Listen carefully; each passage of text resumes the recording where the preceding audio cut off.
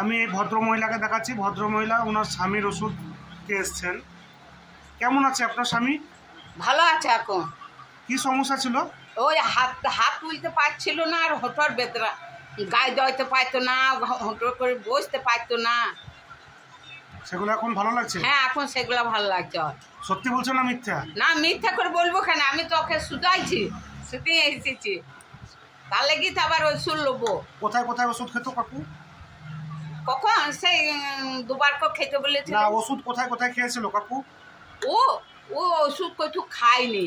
ওই হ্যাঁ, প্রেসারের ওষুধ, হাই প্রেসার তো, এই প্রেসারের ওষুধ। আচ্ছা আচ্ছা, এইরকম। তাহলে এখন গাইটায় দোয়াতে মাঠে টাটে যেতে পারে? হ্যাঁ হ্যাঁ, কোনো অসুবিধা হয় না? না। যাক, এই ওষুধ খেয়ে তাহলে আপনারা খুব খুশি নাকি? হ্যাঁ, এখন আমরা খুব ভালোই আছি। আচ্ছা, কোথা বাড়ি আপনাদের? শিবগ্রাম। শিবগ্রাম থানা? মৌরেশ্বর থানার কাছে। থানা মৌরেশ্বরের কাছেই বটে, এখন আমাদের থানা মহল্লাটুক করে দিয়েছে। ঠিক আছে। যাক, এই ভিডিওটা তুললাম আপনার অনুমতি নিয়ে তো? হ্যাঁ।